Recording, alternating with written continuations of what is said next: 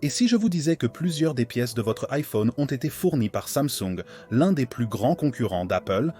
Cela peut être surprenant, mais les deux entreprises bénéficient de cette relation en raison de la manière dont chacune d'elles fait des affaires. Apple a débuté comme détaillant de produits et non comme fabricant.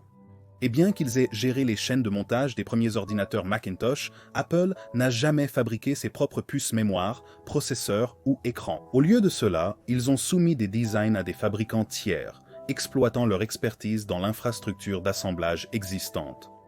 Des entreprises comme Apple sont appelées sans usine.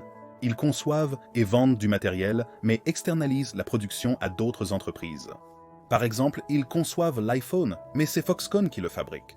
Cette approche s'étend également aux pièces individuelles.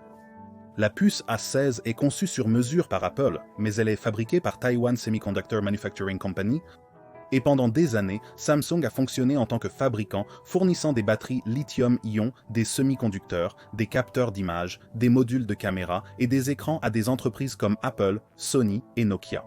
Cela a aidé Samsung à prospérer, bien que les plus gros revenus provenaient du fait de devenir une marque grand public de premier plan. Alors, à la fin des années 90, Samsung a formé une nouvelle stratégie commerciale pour créer leur propre téléphone mobile haut de gamme et concurrencer directement Apple, Sony et Nokia. C'est alors que la situation est devenue gênante. Car après la révélation de l'iPhone, Samsung a littéralement créé un manuel détaillant chaque aspect de l'appareil qu'ils devraient copier pour leur propre smartphone. Apple a poursuivi pour violation de brevets et a finalement obtenu gain de cause. Malgré leur mésentente, Apple et Samsung ont besoin l'un de l'autre. Apple a un choix limité de fournisseurs d'écrans. Ils ont essayé de diversifier en achetant chez LG et BOE Technology Group, mais ces entreprises n'avaient tout simplement pas la capacité de production et la constance de Samsung. C'est pourquoi, encore aujourd'hui, plus de 70% des panneaux d'affichage utilisés dans les modèles iPhone 14 proviennent de Samsung. Et si vous vous demandez pourquoi Samsung ne coupe pas simplement Apple de leurs composants, c'est parce qu'Apple est leur plus gros client. Donc, les empêcher d'acheter leurs pièces ne signifie pas seulement beaucoup moins de revenus, mais cela signifie aussi que Samsung ne bénéficiera pas des économies d'échelle.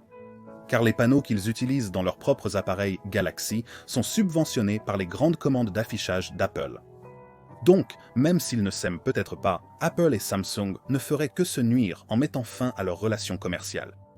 Greg d'Apple Explained vous remercie d'avoir visionné la vidéo et vous dit à la prochaine.